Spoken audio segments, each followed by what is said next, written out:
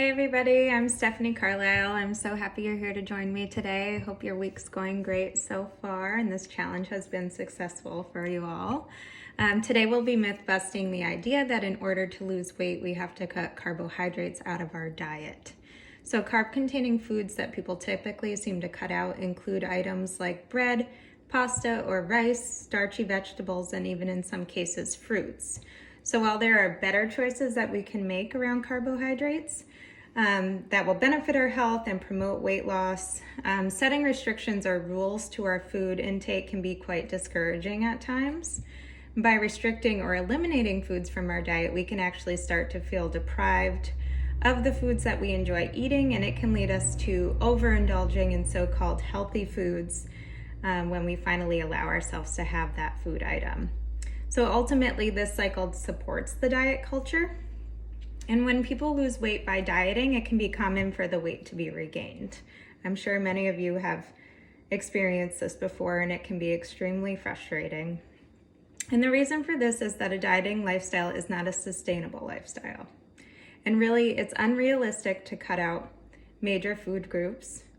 If you think about it, by cutting out carbs, we're also cutting out a number of opportunities to consume nutrients like B vitamins that come from whole grains and provide energy and support healthy brain function, or the high antioxidants and anti-inflammatory effects from fruits and vegetables that support our immunity and can reduce the severity and risk of chronic diseases. And there are many low-carb diets out there, including the Atkins, the South Beach, even the ketogenic diet. But the truth is that weight loss is still possible without creating restrictions around food. And in fact, staying away from diets such as these can help you to not only lose weight, but to keep the weight off for the long term. Carbohydrates are important to incorporate into the diet as they are the body's main source of energy. So during digestion, carbs from starch or sugar-containing foods are broken down into simple sugars. They're then absorbed into the bloodstream and stored in skeletal muscle and the liver and reserved as fuel. This fuel gives us energy to carry out normal functioning like thinking, breathing, or even simple movement, but it also provides the fuel that allows us to do our awesome workouts at the YMCA. The dietary guidelines for Americans recommend that carbohydrates make up 45 to 65% of your total daily calories, but remember, there are types of carbs that are better than others. There are three main types of carbohydrates, which are sugars. So these are the simplest form of carbohydrates. These occur naturally in some foods like fruits and vegetables and milk, and they do provide vitamins and minerals and fiber that our bodies need, but simple sugars are also added in excess to highly processed foods, such as cereals, pastries, and beverages like soda and energy drinks. Simple sugars are easily and quickly used up in the body as energy, which can cause rapid spikes and dips in blood sugar. That can lead to increased inflammation, feelings of unwanted hunger, irritability, and even reduced energy. Starches, on the other hand, are complex carbs, which means they're digested much more slowly in the body, and this helps to stabilize our blood sugar levels.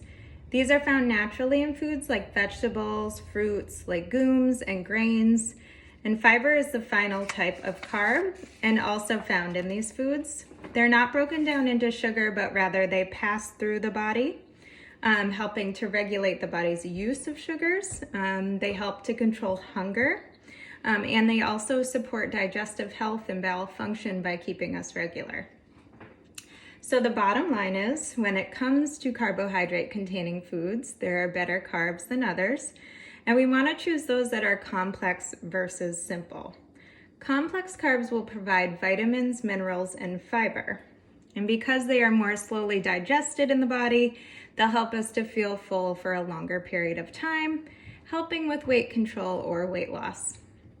So if we feel satiety for a longer period of time, the less likely we'll encounter unwanted hunger or unwanted extra calories consumed throughout the day. Also, if we're able to avoid the spikes and the dips caused by eating simple or refined carbs, the more we can avoid feeling fatigued, which can lead us to reach for those calorie-dense, high sugar or high-fat foods that will provide us quick energy. When choosing carbohydrate foods, try limiting refined grains, which are the grains that have had the brain and the germ removed to prolong their shelf life and improve their appearance. By removing these portions of the grain, much of the grain's nutrients have been stripped away. Therefore, refined grains are not whole grains. Examples are grains that are typically white in color, like white rice, white bread, white pasta, and white flour. And what you can do is focus on choosing grains that are labeled with the word whole right on the package, or have the whole grain stamp on them. So it'll look something like this right here. Also, aim to choose carbohydrate containing foods that have at least 3 grams of dietary fiber per serving. You can check the food label for this number. Also, a good rule of thumb when shopping for whole grains is to look for those that are brown in color or advertise high dietary fiber. Just make sure to check your labels to ensure that the whole grains are present in the ingredients. And some common sources of whole grains that you may want to incorporate into your diet include quinoa, oatmeal, brown and wild rices, whole wheat pastas, and bulgur wheat.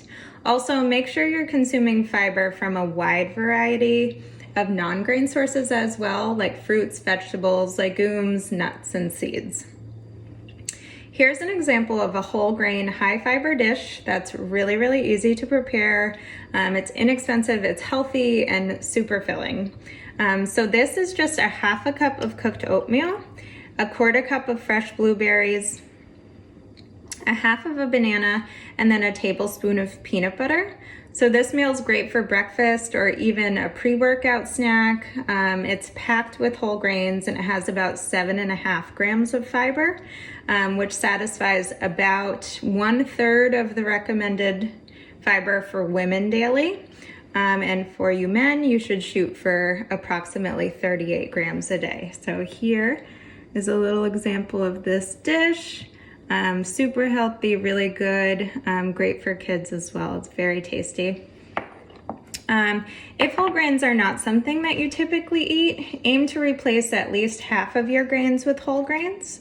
And remember, losing weight does not mean we have to cut out carbs. It just means we need to choose the right ones. And so to become more familiar with whole grain foods and foods high in dietary fiber, I've included 2 links at the bottom of this video. And if you have any questions, be sure to ask in the comments section. Thanks for watching and have an awesome week.